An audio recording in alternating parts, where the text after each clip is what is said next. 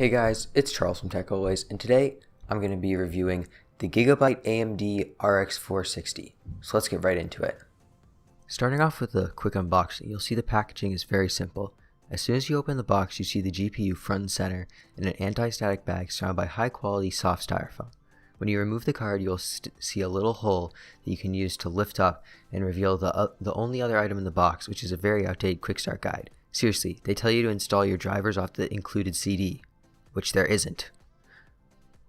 But moving on, so right now you can see the specs on screen, and as you can see they're fairly impressive for the $120 price point that this card hits. You can also opt for a version of the card with 4GB of GDDR5 memory for just a little bit more money. Looking at the physical design of the card, it uses Gigabyte's Windforce cooler, which looks very nice with its dual fans and its orange accent pieces. Sadly, looking underneath the fans into the heatsink, you can see there are no heat pipes, but it doesn't seem to affect cooling performance too much, as the highest temperature I was able to achieve with this card when gaming was 60 degrees Celsius. Moving to the other side of the card, you can see there is a bare PCB with no backplate. While a backplate would have been nice, it is unnecessary at this price point and the money used for a backplate could be put towards better performance, so I see why they didn't include it.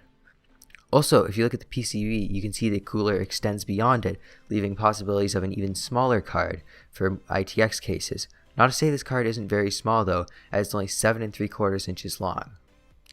Moving to the sides of the body, you'll notice a lack of a power connector. This is because the card only draws 75 watts of power, which you can take from the PCIe lane. This will make it a great choice if you're just upgrading a pre-built with a low wattage power supply. Finally getting to the IOs, it features one DisplayPort, one HDMI, and one DVI-D connector. While it isn't very extensive, it'll work as long as you're not doing a massive quadruple monitor setup. The final physical aspect of this card that I found interesting and wanted to point out is the PCIe connector.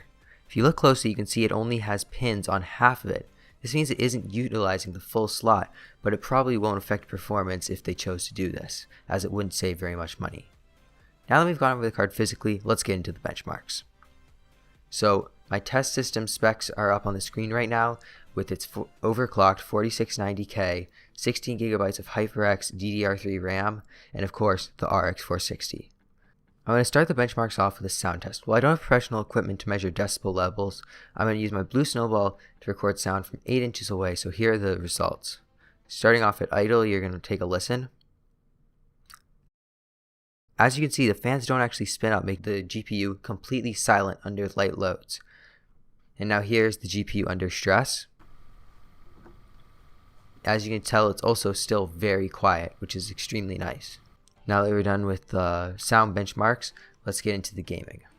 Starting off with Doom 2016 at medium settings on OpenGL, it scored an average of 43 FPS, a minimum of 28 FPS, and a max of 70. This was very playable and shows how well the RX 460 holds up in today's most demanding games. Following Doom, I ran Far Cry 4 at its high preset. While this game is now a few years old, it's still very demanding, and the RX 460 pulled out an average of 52 FPS with a minimum of 44 and a max of 64. Again, this was very playable, especially when you can bring down the settings a little bit, and which would allow you to hit that 60 FPS mark. The next game I tested with GTA 5. Again, while this game is closing in on 2 years old, it's still extremely popular and demanding on your video card. And again, at the high preset, the 460 was able to achieve an average of 70 FPS with a minimum of 49 and a maximum of 101. These results actually surprised me, and I was very impressed with the card. While it's great this card can run AAA games, the main focus of this card, according to AMD, is to give people access to the main competitive esports games, so I tested out some of those as well. Starting off with Counter-Strike Global Offensive at its completely maxed out settings, it averaged 234 FPS, had a minimum of 110 FPS, and a max of 297 FPS. This is fantastic, with its average FPS exceeding the maximum refresh rate of the very best gaming monitors.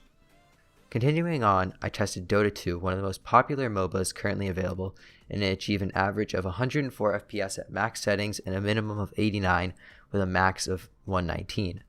Also, if you are into League of Legends, you will have even higher FPS than achieved in Dota as it's less demanding. If you're just into playing older titles or classic source games such as Gmod or Half-Life 2, etc., you're in luck, because as the Counter-Strike source benchmark had an average of 276 on the highest preset. If you're into soccer with rocket-powered cars, then you'll be perfectly fine with this card, as on the highest graphic preset in Rocket League, this card had an average of 92 FPS with a minimum of 68 and a max of 143.